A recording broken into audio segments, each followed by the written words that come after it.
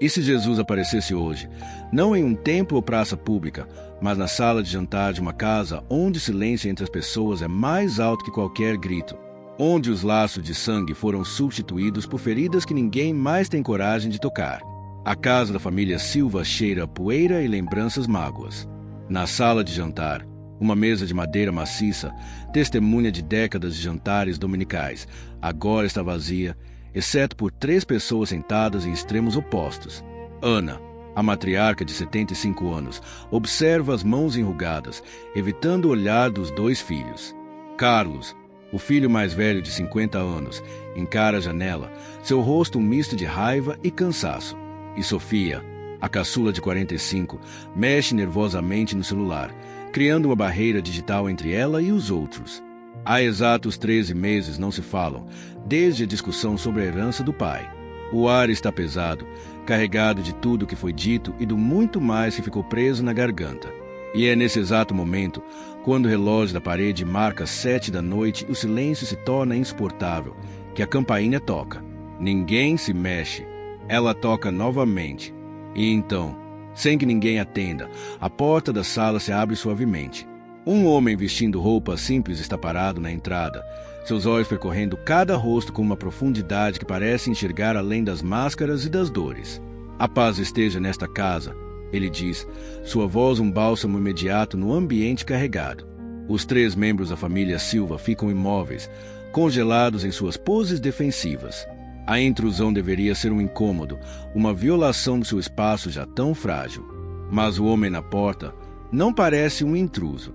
Há uma autoridade tranquila em sua presença que desarma qualquer protesto antes mesmo de ser formulado. Quem é o senhor? Pergunta Ana, sua voz trêmula, quebrando o silêncio de meses. Um amigo, ele responde simplesmente, entrando na sala com uma naturalidade que beira o sobrenatural. Seus olhos pousam sobre a mesa vazia. Uma mesa tão grande. Já deve ter sustentado muitas histórias, muitos risos.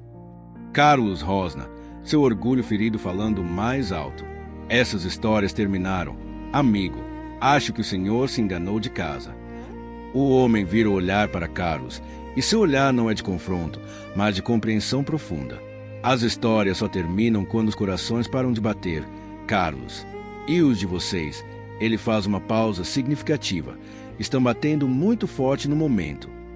A menção de seu nome por um completo estranho faz Carlos estremecer.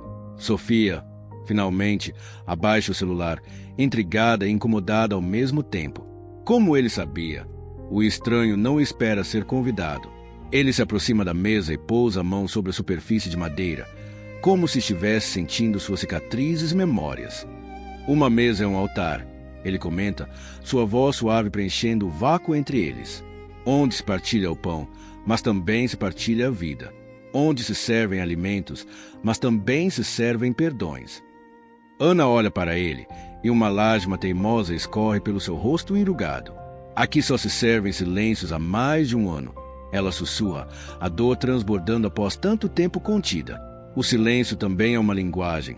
O homem réplica, seu olhar compassivo repousando sobre ela. Mas é uma linguagem que muitas vezes diz, estou machucado, quando a boca quer dizer, estou com raiva, ponto. Ele então se vira para Sofia, que ainda segura o celular como um escudo. E esses aparelhos, quantas palavras não ditas eles abrigam? Quantos eu sinto muito foram digitados e depois apagados? Sofia sente um nó na garganta. Era exatamente o que ela fazia todas as noites, sem nunca ter coragem de enviar. Se Jesus estivesse aqui, será que ele começaria assim, nomeando as dores que todos viam, mas ninguém ousava tocar? A pergunta pairou no ar, não como um julgamento, mas como um convite à verdade. O celular de Sofia escorregou de seus dedos e caiu no sofá, sem importância. Carlos, ainda encostado na janela, cruzou os braços com força, mas seu queixo perdeu um pouco da rigidez. "E o que o senhor sugere?" perguntou Carlos, com um tom desafiante, porém menos áspero. "Que a gente simplesmente sente e comece a cantar Kumbaya? As coisas não são tão simples." "Coisas do coração nunca são," o homem concordou, acenando suavemente. "O orgulho é uma ferrugem que gruda na alma, e para limpá-la, não basta vontade. É preciso uma ferramenta mais afiada." Ele fez uma pausa, olhando para cada um. O amor. Ana enxugou as lágrimas. Amor? Depois de tudo o que foi dito, depois de toda a mágoa. O amor não é um sentimento, Ana. É uma decisão. Ele respondeu, sua voz carregada de uma autoridade gentil. É a decisão de colocar o outro à sua frente, mesmo quando tudo em você grita para se proteger. É a coragem de ser vulnerável, de dizer eu errei, de ouvir me perdoe, ponto. Ele colocou a mão no peito. É uma ferramenta de trabalho, não um troféu. As palavras ecoaram na sala como uma verdade esquecida há muito tempo. O amor como uma ferramenta, não um mero sentimento. A ideia era ao mesmo tempo desafiante e libertadora. Mas por onde começar? Perguntou Sofia, sua voz um fio de esperança no ar pesado. A gente nem se olha mais. O homem sorriu, um raio de luz na penumbra emocional da sala. Comecem pelo que quebrou, não pela discussão, mas pelo que estava por trás dela. O medo. Ele olhou para Carlos. Medo de não ser honrado. Para Sofia. Medo de não ser ouvida. E finalmente para Ana. Medo de ficar sozinha. O diagnóstico era preciso e doloroso. Cada um sentiu a pontada da verdade em seu próprio peito. A briga pela herança era apenas a ponta do iceberg. O verdadeiro naufrágio familiar eram esses medos não confessos. Quantas vezes nossos conflitos familiares escondem medos assim? Medo de não ser valorizado, de não ser amado, de ser deixado para trás? Se você se identifica com essa dor, comenta reconheço nos comentários. Dar nome ao medo é o primeiro passo para curá-lo. O silêncio que se seguiu foi diferente. Já não era o silêncio pesado da mágoa, mas um silêncio reflexivo, como se cada coração estivesse revirando suas próprias gavetas em busca daquela verdade. Carlos desceu os braços, seu corpo perdendo um pouco da postura defensiva. Eu só queria que meu esforço fosse visto, ele admitiu, baixando a guarda pela primeira vez.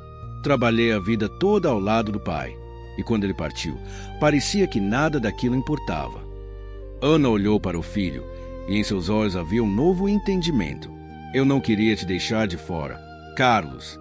Só estava com tanto medo, medo de que, sem seu pai, vocês dois também fossem embora. Sofia respirou fundo, e eu me sentia invisível, como se minhas escolhas, minha vida, não tivessem o mesmo valor. Ela olhou para os irmãos. A gente parou de se ver como família e começou a se enxergar como adversários. O homem observava, um sorriso terno em seus lábios. Eles estavam fazendo o trabalho mais difícil, escavando a verdade por trás do conflito. Se Jesus estivesse aqui, ele não traria uma varinha mágica, mas criaria o espaço seguro para que a cura pudesse começar a brotar das próprias feridas. O adversário não é a pessoa à sua frente. O homem disse suavemente, sua voz unindo os fios soltos daquela conversa. O verdadeiro adversário é o medo, o orgulho, o mal-entendido. São sombras que se alimentam do silêncio. Ele fez uma pausa, seu olhar percorrendo os rostos à sua volta. Quando vocês pararam de celebrar juntos? Quando esta mesa deixou de ser um lugar de encontro e virou um campo de batalha? Ana fechou os olhos, como se revivendo a memória. Foi no aniversário de Neto, 1 ano e meio atrás.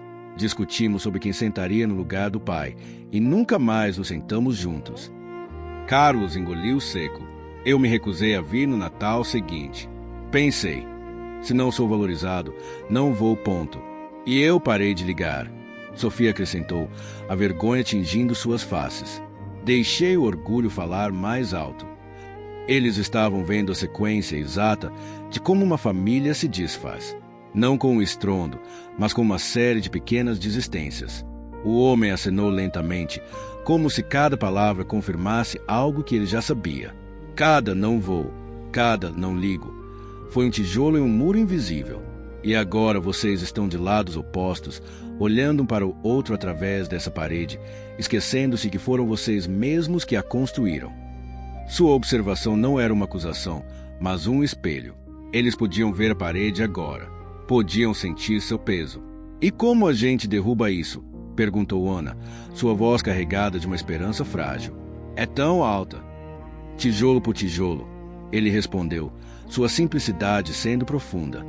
Assim como foi construída, não com uma explosão de reconciliação, mas com pequenos gestos. Um convite, um bom dia, um como você está, dito de coração. Ele olhou para Carlos. O primeiro tijolo a ser removido é sempre o mais pesado, o do orgulho. Quem se habilita? A pergunta pairou no ar, desafiando cada um deles. O primeiro passo parecia uma montanha intransponível. O silêncio foi longo o suficiente para que o tic-tac do relógio da parede se tornasse novamente audível. Carlos olhou para as mãos. As mesmas mãos que trabalharam a vida toda ao lado do pai. Ele respirou fundo, um suspiro que parecia carregar o peso de todos aqueles meses de solidão disfarçada de raiva. Eu posso tentar, ele disse, a voz embargada, sem conseguir olhar para ninguém. Posso tentar remover o meu. As palavras, simples e trêmulas, foram o primeiro milagre da noite. Não eram de reconciliação, mas de abertura. Era o tijolo inicial sendo retirado, deixando entrar uma fresta de luz no muro que o separava. Sofia olhou para o irmão com uma nova compreensão. Ela via nele não mais o homem rígido e distante, mas um menino machucado, tão assustado quanto ela. Se Jesus estivesse aqui, ele estaria sorrindo, não pelo fim da guerra, mas pela primeira trégua, pelo primeiro eu vou tentar que é mais poderoso que qualquer discurso. O eu vou tentar de Carlos ecoou na sala como um sino de esperança. Ana enxugou outra lágrima, mas agora eram lágrimas de alívio. Sofia sentou-se mais reta no sofá, seu celular completamente esquecido. O orgulho é pesado, o homem comentou, sua voz suave como um bálsamo. Carregá-lo cansa mais que o perdão. O perdão é leve. É soltar um peso que você nem sabia que estava carregando. Ele olhou para Sofia e Ana. E ele começa com a humildade de reconhecer que todos temos nossa parcela no conflito. Ninguém é totalmente vítima ou totalmente vilão numa briga de família. Ele fez uma pausa, permitindo que a verdade penetrasse. Que tal um pequeno gesto? Algo simbólico, mas real. Algo que diga, estou disposto a recomeçar sem precisar de muitas palavras. E na sua família, qual seria um pequeno gesto que poderia começar a derrubar um muro? Um convite para um café, uma mensagem de bom dia, um elogio sincero. Comenta aqui meu gesto seria. Inspire outros. Às vezes, a cura começa na coragem de um pequeno passo. A sugestão do homem pairou no ar, fértil e desafiadora. Ana foi a primeira a se mover. Com uma determinação que há muito não demonstrava, ela se levantou e caminhou até a antiga estante. De uma prateleira alta, pegou um porta-retratos empoeirado. Era uma foto de todos eles, anos atrás, no aniversário de 70 anos do pai, sorrindo genuinamente ao redor de um bolo. Ela colocou o porta-retratos no centro da mesa, sobre a mancha de madeira que a avó sempre insistia em esconder. O gesto era simples, mas poderoso. Era um lembrete silencioso do que eles já foram. Um convite tácito para reencontrar aquelas pessoas na foto. Carlos observou a foto e sua expressão rígida suavizou-se por um instante. Sofia sorriu levemente, um lampejo de saudade cruzando seu rosto. O primeiro gesto havia sido dado. Era pequeno, mas era um começo. O muro ainda estava lá, mas agora havia uma janela. O porta-retratos no centro da mesa agiu como um imã, atraindo olhares e memórias há muito soterradas. O homem observou a cena com um sorriso tranquilo. Ver o que foi perdido é o primeiro passo para recuperá-lo, ele comentou, sua voz preenchendo o espaço entre eles. Mas o próximo passo é ainda mais corajoso, falar. Ele se voltou para Sofia. Sofia, o que você vê nessa foto que mais sente falta? A pergunta era direta, mas feita com tanta doçura que não soou invasiva. Sofia olhou para a imagem, seus olhos um pouco marejados.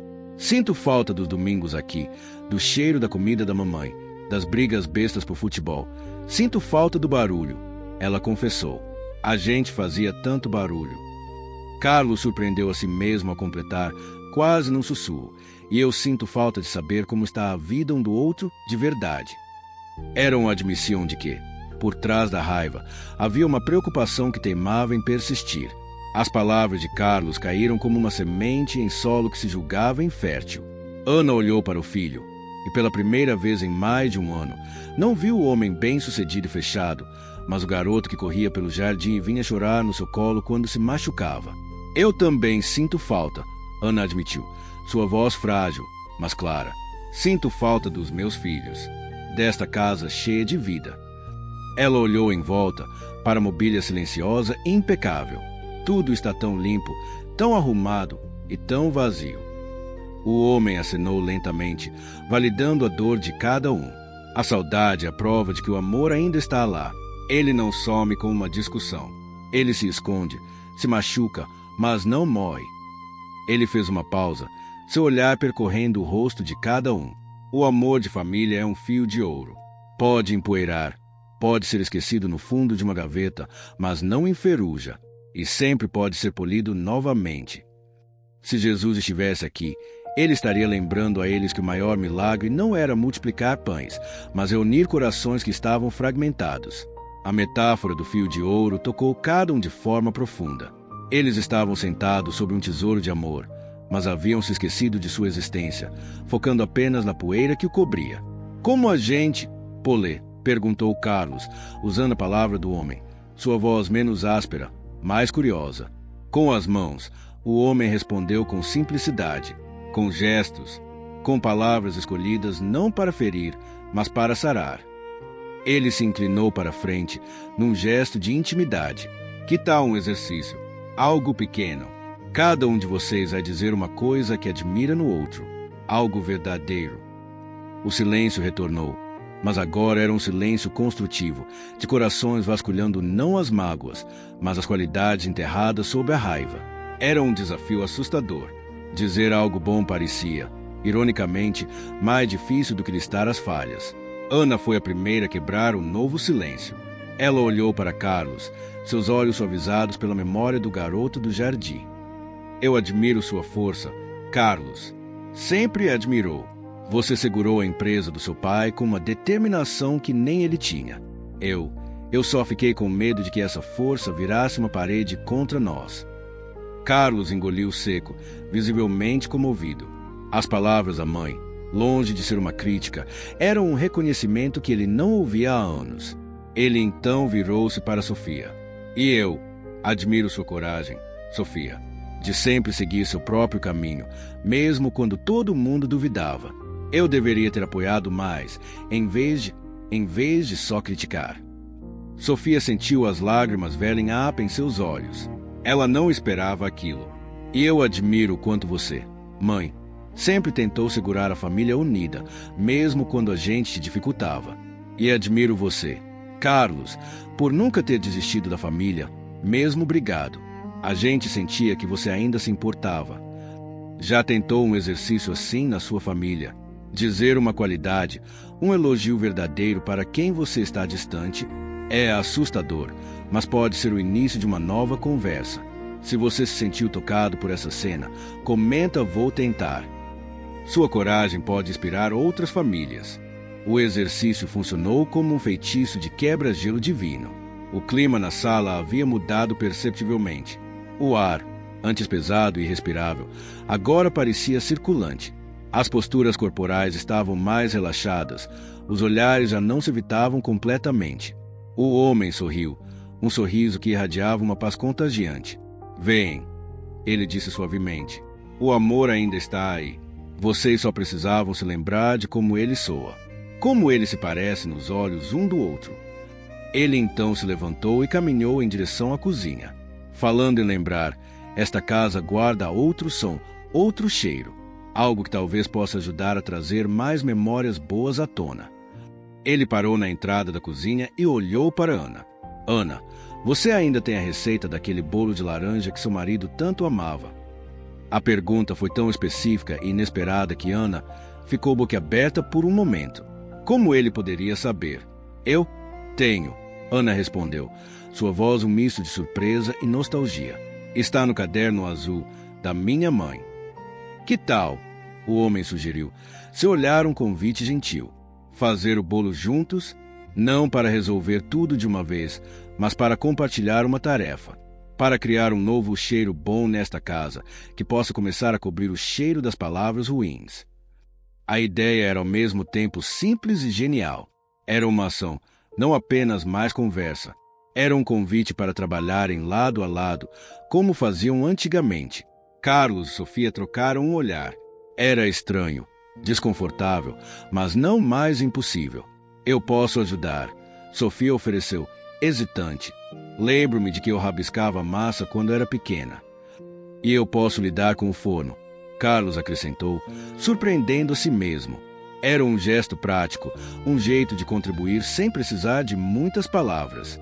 Era o seu jeito de dizer estou aqui. O simples sim de Carlos e Sofia foi o segundo grande milagre da noite. Ana, com uma energia renovada, levou-os até a cozinha. O caderno azul foi encontrado, suas páginas amareladas cheirando a canela e memórias. A farinha foi peneirada, os ovos quebrados, a casca de laranja raspada. O homem não fez o bolo por eles. Ele se sentou à mesa da cozinha, observando com um sorriso sereno, como um mestre satisfeito vendo seus discípulos redescobrirem um dom adormecido. Houve momentos de hesitação, de não saber onde certos utensílios estavam guardados. Houve um silêncio constrangedor quando as mãos quase se tocaram a passar uma colher. Mas houve, também, um suspiro compartilhado quando o aroma doce e cítrico começou a preencher a casa. Era um cheiro de infância, de domingos ensolarados, de uma época em que o amor era simples e não precisava ser declarado, porque era respirado no ar. Se Jesus estivesse aqui, ele saberia que algumas curas precisam passar pelo olfato, pelo paladar, pelas mãos calejadas misturando ingredientes com amor redescoberto. Enquanto o bolo assava, enchendo a casa com perfume que era pura nostalgia, algo fundamental havia mudado. Eles não estavam mais parados no salão, encarando um ao outro através do abismo. Estavam lado a lado na cozinha, olhando na mesma direção, para o forno, para uma tarefa compartilhada, para um futuro possível. O homem levantou-se, com um último olhar carregado de infinita compaixão, moveu-se em direção à porta. Seu trabalho ali estava feito. Ele não havia resolto seus problemas, mas lhes dera as ferramentas, a lembrança do amor, a coragem no primeiro passo, o poder de um gesto simples. Ana foi a primeira a perceber que ele ia embora. Espere, você nem comeu um pedaço do bolo conosco. Ele virou-se na porta, e seu sorriso era como o amanhecer. O bolo é para vocês, para que se lembrem que, assim como ele, coisas boas ainda podem ser feitas juntos. A paz esteja com vocês. E então, ele se foi, tão silenciosamente quanto havia chegado. A porta se fechou suavemente. A família Silva ficou em silêncio na cozinha. O único som era o timer do forno contando os minutos finais. A ausência do homem não era um vazio, mas uma presença que permanecia, um convite internalizado para continuarem o trabalho. Carlos quebrou o silêncio. Ele nem disse seu nome. Sofia olhou para a porta, depois para os irmãos. Ele não precisava. Ela sussurrou, com uma compreensão que vinha de um lugar profundo. Acho que sabemos quem era. Ana assentiu, enxugando uma lágrima que não era de tristeza, mas de ave. Ele nos deu de volta uns aos outros. O timer do forno tocou. O bolo estava pronto. Dourado e perfumado, era um símbolo tangível do milagre que havia acontecido naquela noite. Não um milagre de multiplicação, mas de reconciliação. Um milagre que começou quando alguém se dispôs a sentar à mesa com uma família que havia desistido de si mesma. E na sua casa, o que poderia ser o bolo de laranja? Aquela atividade simples que pode reunir todos de novo, cozinhar juntos, ver um filme, olhar álbuns de fotos. Comenta aqui sua ideia. Às vezes, a cura está nos rituais simples que nos reconectam. Eles comeram o bolo sentados à mesma mesa de jantar que, horas antes, era um símbolo de sua divisão. O primeiro pedaço foi compartilhado em silêncio, mas não era um silêncio pesado. Era um silêncio de apreciação, de saborear não apenas o doce, mas o momento, a conquista. Está bom, Carlos disse, surpreso. Tá igual ao que a vovó fazia. Por que usamos a receita dela? Ana respondeu, um sorriso genuíno iluminando seu rosto. Sofia riu, um som leve que há muito não ecoava naquela casa. Lembra quando eu tentava fazer esse bolo sozinha e sempre queimava a parte de baixo? Lembro, Carlos respondeu. E pela primeira vez, seu olhar encontrou o dela sem ressalvas. E você jogava fora e a gente tinha que comer sorvete. Uma memória boa. Um fio de ouro polido. Eles estavam se reconectando não através de um grande drama, mas através de fios simples de memórias compartilhadas e o sabor doce do bolo na língua. O bolo foi comido, as xícaras de café esvaziadas. A noite avançava, mas ninguém parecia disposto a quebrar aquele frágil e precioso momento de trégua. A mesa, que antes os separava, agora os unia. Foi Ana quem deu o próximo passo, impulsionada por uma coragem renovada. O aniversário da neta é na próxima semana, ela disse, olhando alternadamente para Carlos e Sofia. A Júlia completaria 7 anos. Seria bom se a gente pudesse comemorar juntos. Aqui. A proposta pairou no ar. Um aniversário. Uma celebração. Era um convite para criar uma memória nova, não apenas reviver as antigas. Carlos respirou fundo. Eu posso trazer o bolo, ele ofereceu, seu jeito prático de dizer sim. E eu posso decorar. Sofia acrescentou rapidamente. A Júlia adora aqueles balões coloridos. Era um sim coletivo, um acordo para se verem novamente, mas sob uma nova luz. O muro ainda não tinha desaparecido totalmente, mas agora havia uma porta, e eles estavam dispostos a abri-la. A semana que se seguiu foi de uma quietude diferente na casa da família Silva. O silêncio já não era de abandono, mas de expectativa. Ana passou os dias limpando a casa com cuidado especial, não por obrigação, mas por antecipação. Ela rearrumou as fotografias, trazendo mais para a sala, criando um mosaico de sua história compartilhada. Carlos e Sofia trocaram mensagens, breves, no início, apenas sobre preparativos da festa. Qual o sabor do bolo que a Júlia mais gosta? Ele perguntou. Chocolate, sempre chocolate, ela respondeu. Depois, as mensagens evoluíram. Preciso buscar os balões. Pode me ajudar com o endereço da loja? Ela escreveu. Te busco amanhã às 10. Ele respondeu. Era o tijolo por tijolo na prática. Pequenos gestos, pequenas interações que iam, lentamente, reconstruindo a ponte entre eles. Se Jesus estivesse aqui, ele estaria sorrindo com cada notificação no celular, cada te busco, cada obrigado. Eram todas orações de reconciliação. O dia do aniversário da Júlia chegou. Pela primeira vez em mais de um ano, a casa da família Silva estava cheia de luz, vozes, o mais importante, vida. Balões coloridos dançavam no teto, o aroma do bolo de chocolate competia com o do café, e os risos da pequena Júlia e seus amiguinhos ecoavam por todos os cômodos. Carlos, Sofia e Ana não estavam apenas sob o mesmo teto, estavam juntos. Carlos cortava o bolo, Sofia enchia os copos de refrigerante e Ana, com um sorriso que não abandonava o dia todo, tirava fotos. Era uma cena comum, mas para eles era extraordinária. Em um momento de calma, com a festa rolando no jardim, os três se encontraram na cozinha, buscando uma pausa. Olharam um para o outro e não houve necessidade de palavras. O olhar dizia tudo. Estamos fazendo isso. Estamos nos reconectando. O muro ainda tinha algumas rachaduras, mas já não o separava. Era agora um monumento à sua capacidade de recomeçar. A festa foi um sucesso, mas o verdadeiro milagre aconteceu depois que os últimos convidados foram embora. A casa estava uma bagunça, mas ninguém se importou. Pela primeira vez em anos, a bagunça era de alegria, de vida compartilhada. Enquanto lavavam a louça juntos, Carlos enxaguando, Sofia secando e Ana guardando, Carlos quebrou o silêncio. A gente podia fazer isso de novo, não só em datas especiais. Sofia concordou com o aceno. O almoço de domingo. Que tal? Aqui, na casa da mãe. Como antigamente.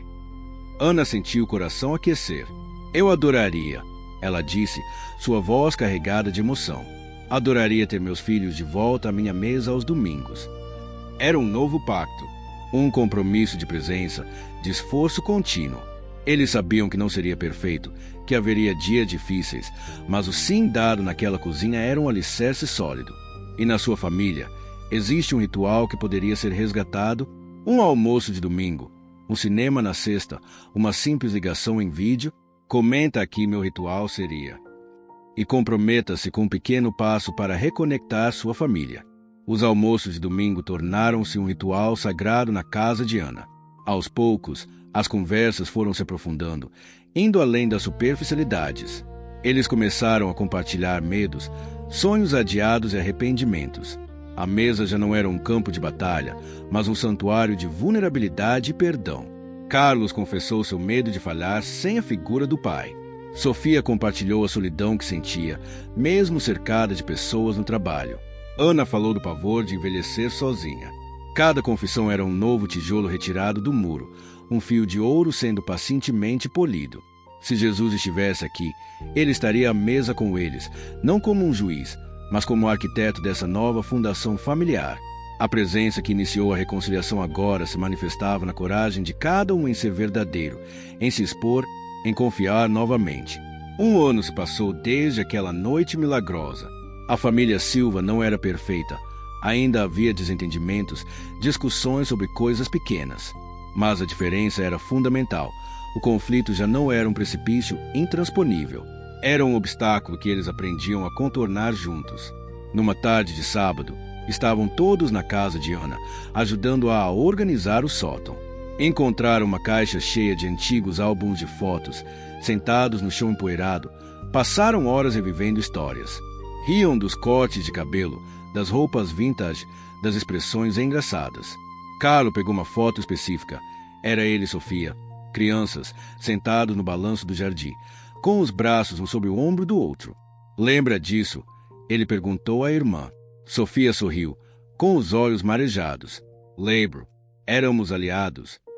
E somos de novo, ele respondeu, e o simples statement soou como um voto. A reconciliação da família Silva começou a gerar frutos além dos seus próprios muros. Inspirados pela própria transformação, eles começaram a participar de um grupo de apoio a famílias em conflito na comunidade. Não como especialistas, mas como testemunhas. Como pessoas que entendiam a profundidade da dor e a possibilidade real de cura. Num sábado, durante uma reunião do grupo, Ana compartilhou sua história. Ao final, uma senhora abordou, com lágrimas nos olhos. Obrigada, ela disse. Há 6 meses não falo com minha filha. Depois de ouvir você, vou ligar para ela hoje. Naquele momento, Ana entendeu o propósito maior de tudo.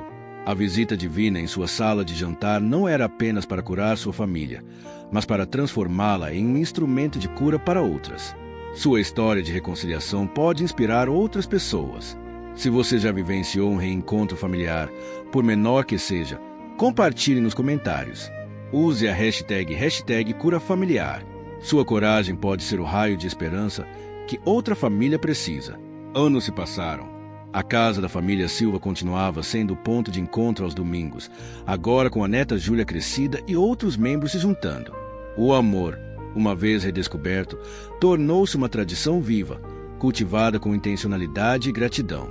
Certa tarde, durante uma limpeza de primavera, Ana encontrou algo esquecido no fundo de uma gaveta da sala de jantar, o porta-retratos que ela havia colocado na mesa naquela noite decisiva.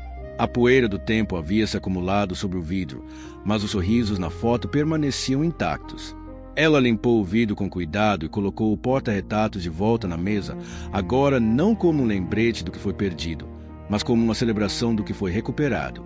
Se Jesus estivesse aqui, ele diria que o maior milagre não é evitar a queda, mas ensinar a levantar. E a família Silva havia aprendido a arte de se levantar junta. Hoje, a história da família Silva é um testemunho vivo de que nenhum relacionamento está além da restauração quando o amor é escolhido como fundamento. O milagre não foi a ausência de conflito, mas a presença de uma graça que os ensinou a navegar por suas diferenças. Aquele encontro divino na sala de jantar não removeu todos os seus problemas, mas plantou uma verdade eterna. O amor de família é resiliente. Ele pode ser negligenciado, machucado, quase esquecido, mas sua essência permanece, esperando apenas uma fagulha de coragem para renascer.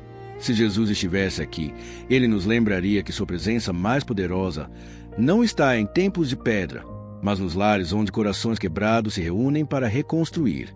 Em cada eu sinto muito sussurrado, em cada mão estendida, em cada bolo partilhado, ele se faz presente. Que possamos, como a família Silva, ter a coragem de sentar à mesa com nossos próprios inimigos domésticos e redescobrir o milagre simples de chamá-los novamente de família. Sua família merece uma nova chance. Esta história não termina aqui, ela começa na sua casa.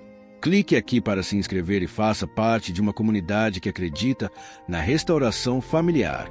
No próximo vídeo, exploraremos e se Jesus entrasse no meio de um divórcio.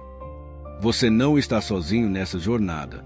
Se esta mensagem tocou seu coração, compartilhe com alguém que precisa de esperança familiar. E nos comentários, deixe um comentário se você também acredita no poder do perdão.